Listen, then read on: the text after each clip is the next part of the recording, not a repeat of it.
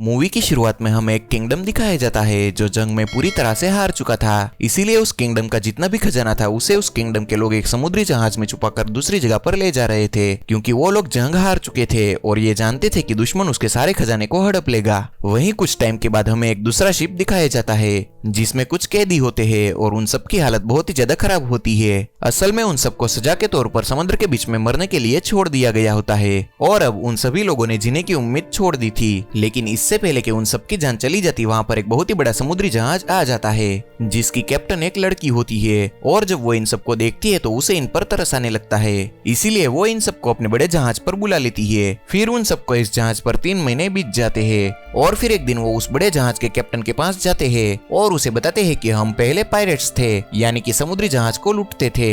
तभी उस शिप की कैप्टन बताती है कि हम भी पायरेट्स हैं, लेकिन हम सिर्फ जापानीज जहाजों को लूटते हैं। तभी उन कैदियों का सरदार कहता है कि यही तुम्हारी गलती है, तुम्हें हर एक जहाज को लूटना चाहिए। तभी वो लोग देखते हैं कि कुछ दूरी पर एक समुद्री जहाज होता है और ये एक जापानीज समुद्री जहाज था, जिसे देखकर वो सबके सब पायरेट्स बहुत खुश हो जाते हैं। तभी उन लुटेरे का सरदार कहता है कि मैं एक बहुत ही अच्छा तलवारबाज हूँ और इस जहाज को लूटने में ही जाऊंगा। और इसके बाद वो उस जापानीज जहाज पर चला जाता है। यहाँ पर जो शिप की कैप्टन होती है वो भी उस जहाज पर जाती है और फिर वो दोनों मिलकर उस जहाज के सिपाहियों से लड़ने लगते हैं। वो दोनों बहुत ही अच्छे तलवारबाज होते हैं और जब वो दोनों उस शिप के हर एक इंसान पर हावी हो जाते हैं तभी उस शिप के कैप्टन का आदमी आता है और वो बताता है कि इस शिप पर कोई भी खजाना नहीं है और ना ही इसमें खाने पीने की चीज है। ये सुनकर वो सबके सब निराश हो जाते हैं। तभी शिप की कैप्टन उस जहाज के सरदार से पूछती है कि तुम इतना बड़ा जहाज लेकर इतने सारे लोगों के साथ बिना खाने पीने के सामान के कहां पर निकले हो। तभी वहां पर एक बच्चा बताता है कि हम खजाने की तलाश में निकले थे, लेकिन हम रास्ता भटक गए, जिस वजह से हम कई महीनों से समंदर में फंसे हुए हैं और हमारा खाने का सामान भी खत्म हो गया है। खजाने की बात सुनकर शिप के कैप्टन और लुटेरों का सरदार दोनों बहुत खुश हो जाते हैं और अब उनके मन में भी लालच आ चुकी थी और वो भी उस खजाने को हासिल करना चाहते थे।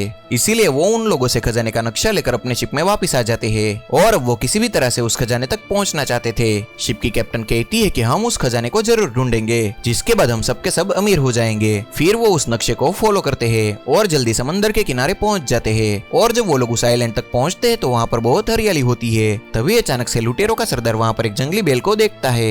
ये सबके सब बहुत भूखे होते हैं और वो तय करते हैं कि वो उस जंगली बेल का शिकार करेंगे और उसे खाने के बाद वो सबके सब अपनी भूख मिटाएंगे। और वो लुटेरों का सरदार अपनी बहादुरी दिखाते हुए अकेले ही उस बेल को मारने के लिए चला जाता है। और फिर जब वो एक सुरंग के अंदर जाता है तो वहाँ पर पीछे से कई सारे जंगली बेल आ जाते हैं और उसे अपने सिंग पर उठाकर अपने साथ ले जाते हैं और फिर पहाड़ की ऊंची चट्टान से उसे नीचे फेंक देते हैं। ये देखकर सभी लुटेरों को लगता है कि वो मारा गया, लेकिन उसकी किस्मत अच्छी होती है कि वो एक पेड़ से लटक जाता है। तभी वो देखता है कि वहाँ पर एक हाथी दांत गड़ा होता है और उसकी मदद से वो वापस ऊपर आ जाता है। वो अपने साथ हाथी दांत भी लाया होता है और जब शिप की कैप्टन उस दांत को देखती है तो उसे उस दांत पर नक्शे के आगे के कुछ चिन्ह दिखाई देते हैं और वो समझ जाती है कि आगे का रास्ता इस हाथी दांत पर है। फिर वो कहती है कि मैं शिप की कैप्टन हूँ और जो भी मेरे साथ खजाना ढूंढने के लिए आना चाहता है वो आ सकता है। हालांकि लुटेरों का सरदार नहीं चाहता था कि वो और उसके आदमी उसके साथ जाए, लेकिन अब उसके जितने भी आदमी होते हैं वो शिप की कैप्टन पर विश्वास करते हैं। इसीलिए वो सबके सब उस जगह से नाव से चले जाते हैं और यहाँ इस आइलैंड पर लुटेरों का सरदार अकेला ही बचता है। शिप की कैप्टन फिर भी अपने जहाज पर पहुंचने के बाद उसका इंतजार करती है, लेकिन रात होने पर भी वो वापस नहीं आता है। तभी शिप के कैप्टन का एक खास आदमी उसके पास आकर उसे बताता है कि वो हाथी दांत चोरी हो गया है और इस बात से उसे बहुत गुस्सा आ जाता है और वो समझ जाती है कि ये काम लुटेरों के सरदार ने किया है। इसीलिए वो वापस उसी आइलैंड पर आती है और लुटेरों के सरदार को ढूंढ लेती है। वो उसे एक पंच मारती है और कहती है कि मुझे वो हाथी दांत वापस दे दो। तभी वो बताता है कि मेरे पास वो हाथी दांत नहीं है। असल में वो सच कह रहा था, क्योंकि उनके ही ग्रुप के एक साथी ने उनका वो हाथी दांत चुरा लिया था और वो शहर जाकर इस हाथी दांत को बेचना चाहता था। फिर ये सब उसका पीछा करते हुए शहर पहुंच जाते हैं जहाँ पर उनका वो साथी हाथी दांत बेचने वाला था, लेकिन इससे पहले कि वो ऐसा कर पाता वहाँ पर वो सब पहुंच जाते हैं और अपने हाथी दांत को फिर से एक बार हासिल कर लेते हैं। वहीं दूसरी ओर हमें एक किंगडम के राजा को दिखाया जाता है जिसका जर्नल उसे बताता है कि मुझे पता है कि वो खजाना कहाँ पर है जो आज से कई साल पहले समुद्र में कहीं छुपाया गया था। तभी वो राजा अपने जर्नल से पूछता है कि ये बात तुम्हें कैसे पता चली। तभी वो बताता है कि जिस आदमी ने खजाना छुपाया था उसकी वाइफ ने मुझे ये बात बताई और अब वो राजा भी चाहता था कि वो उस खजाने को हासिल करे और अब ये भी उस खजाने की तलाश में निकल पड़ते हैं। वहीं हमें शिप की कैप्टन और लुटेरों के सरदार को अपने साथियों के साथ दिखाया जाता है और अब उनके पास वो हाथी दांत होता है। वो लोग उस हाथी दांत पर जो भी लिखा होता है उसे एक कागज पर प्रिंट कर लेते हैं। लेकिन उन लोगों को कुछ भी समझ में नहीं आ रहा था कि उसे यहाँ से कहाँ पर जाना है। तभी उन लुटेरों का सरदार कहता है कि मुझे पता है कि अब हमें कहाँ पर जाना है, मैं तुम्हें वहाँ पर ले जा सकता हूँ। और फिर इसके बाद वो सब अपने शिप में उस तरफ निकल पड़ते हैं। फिर जब ये लोग समंदर के बीचों बीच पहुंच जाते हैं तभी लुटेरों का सरदार कहता है कि यहाँ से आगे का रास्ता समंदर में कूद कर तय करना होगा। और फिर वो सब समंदर के अंदर कूद जाते हैं और वो लोग समंदर के नीचे डुबकी लगाते हैं। और एक गुफा से होते हुए वो लोग एक दूसरी जगह पर निकल जाते हैं जहाँ पर बहुत सारी गुफाएं होती है। तभी लुटेरों का सरदार शिप के कैप्टन से कहता है कि तुम हम सबकी सरदार हो और अब तुम ही हमें आगे का रास्ता दिखाओगी। असल में वो उसका मजाक उड़ा रहा था और ये बात शिप के कैप्टन की एक आदमी को बिल्कुल भी पसंद नहीं आती है। इसीलिए वो लुटेरों के सरदार पर हमला कर देता है। लेकिन लुटेरों का सरदार बहुत ही अच्छा फाइटर होता है, इसीलिए वो उस आदमी को उठाकर एक पत्थर पर फेंक देता है और उस पत्थर के ऊपर फेंकते ही वहाँ के सारे पत्थर अपनी जगह से हट जाते हैं। असल में गुफा का आगे का रास्ता वहीं से होता है और फिर वो सबके सब मशाल लेकर आगे बढ़ते हैं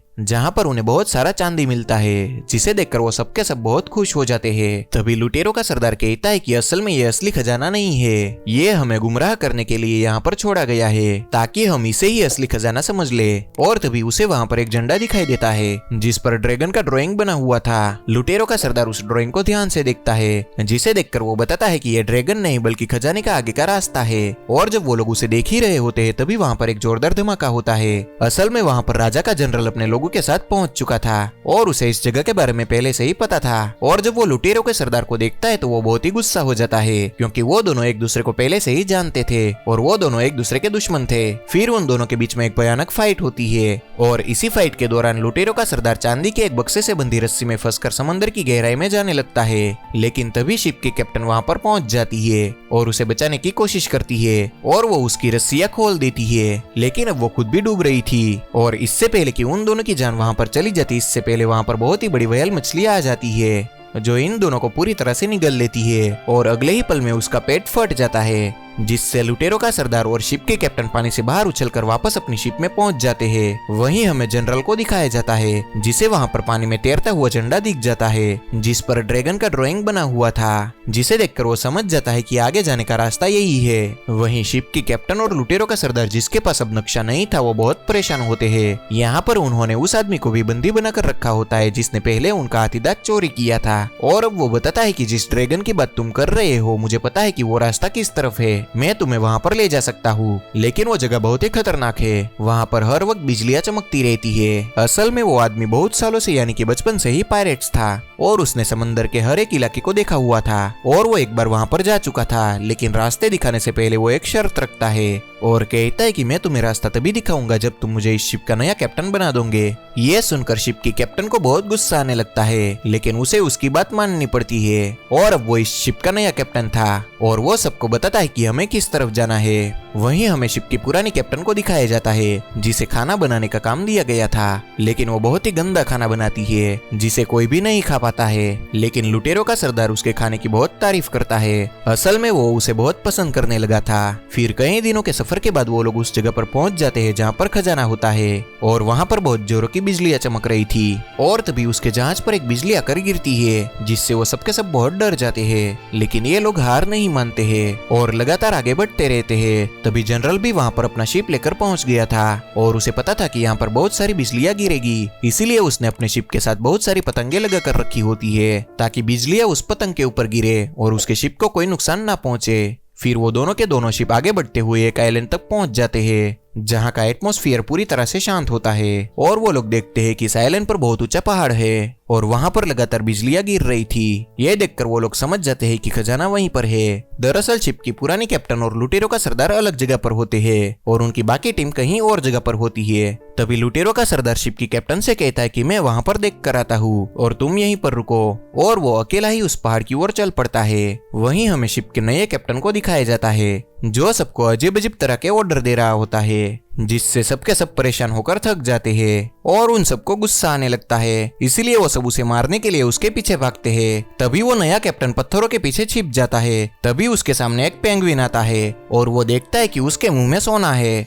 फिर वो अपने सभी साथियों को वहां पर बुलाता है, लेकिन जब उसके सभी साथी वहां पर आते हैं तो वो देखते हैं कि पेंगुइन वहां से उड़ चुका था। इसीलिए उन सबको लगता है कि उसका नया कैप्टन उन सबको झूठ बोल रहा है और बेवकूफ बना रहा है। और इससे पहले कि वो लोग अपने नए कैप्टन को पानी में फेंक देते तभी तभी पेंगुइन उसके पीछे आ जाता है और उसके मुंह में अभी भी सोना दबा हुआ होता है, जिसे देखकर ये सब के सब बहुत खुश हो जाते हैं कि ये लोग सही आइलैंड पर है और खजाना यहीं पर ही है। वहीं दूसरी ओर हमें दिखाया जाता है कि लुटेरों का सरदार जब उस पहाड़ी चट्टान पर पहुंचता है तो वो देखता है कि जनरल पहले से ही वहां पर पहुंच चुका है और उसके साथ वहां पर उसके बहुत सारे साथी भी होते हैं। लेकिन बहुत जगह पर बिजली गिरने की वजह से यहाँ पर जनरल के बहुत सारे साथी मारे जाते हैं। जनरल देखता है कि सिर्फ एक ही जगह पर बिजली नहीं गिर रही है और वो अपने सैनिकों को उस जगह पर खुदाई करने के लिए ऑर्डर देता है। और जब वो लोग उस जगह पर खुदाई कर रहे होते हैं तभी वहाँ पर एक संदूक निकलता है जिसके अंदर ड्रैगन का मुखौटा होता है। और तभी वो लोग देखते हैं कि लुटेरों का सरदार भी वहाँ पर है जो छिपकर उसे देख रहा है और वो तीर से उस पर हमला करके उसे नीचे गिरा देते हैं। लेकिन लुटेरों का सरदार ड्रैगन का मुखौटा हासिल कर लेता है और वो जनरल से कहता है कि अगर तुम्हें ये मुखौटा चाहिए जिससे तुम्हें खजाने के आगे का रास्ता पता चलेगा तो तुम्हें मुझसे लड़ना होगा।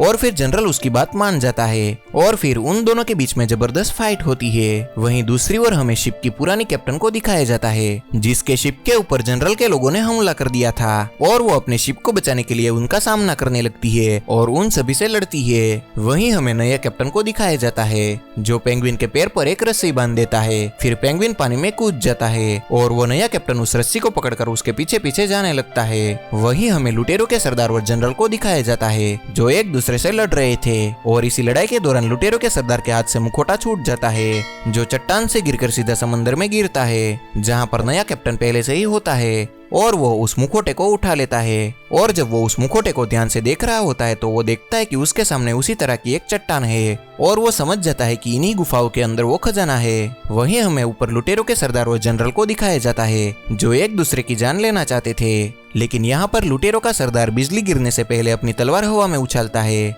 और जब बिजली उसकी तलवार पर चमकती है तो वो तलवार सीधा जनरल के आर पार हो जाती है जिससे वो मारा जाता है। वहीं हमें नए कैप्टन को दिखाया जाता है जो गुफा के अंदर पहुंचता है और वहां पर उसे वो जहाज मिल जाता है जिसके अंदर खजाना था जो कई सालों से यहाँ पर छुपाया गया था और वो उस जहाज को लेकर वहां से बाहर आता है और यहाँ पर उसके सभी साथी खजाने से भरा जहाज देखकर बहुत खुश हो जाते हैं। असल में उनका जहाज अब पूरी तरह से तबाह हो चुका था, इसीलिए वो सबके सब इस खजाने वाले जहाज पर आ जाते हैं। तब तक वहाँ पर लुटेरों का सरदार और शिप की कैप्टन भी आ गए होते हैं और उन सब ने इस खजाने को हासिल कर लिया था। इसका मतलब कि ये सबके सब बहुत ज्यादा अमीर बन चुके थे। यहाँ पर लुटेरों का सरदार और शिप की कैप्टन एक दूसरे को देख रहे थे, मतलब कि वो दोनों एक दूसरे को पसंद करने लगे थे। और फिर हमें उस जहाज को उसके घर की ओर जाते हुए दिखाया जाता है और इसी के साथ हमारी ये मूवी यहाँ पर खत्म होती है। तो दोस्तों, अगर आपको हमारी ये वीडियो अच्छी लगी हो तो प्लीज लाइक करें, शेयर करें और सब्सक्राइब करना बिल्कुल भी ना भूले।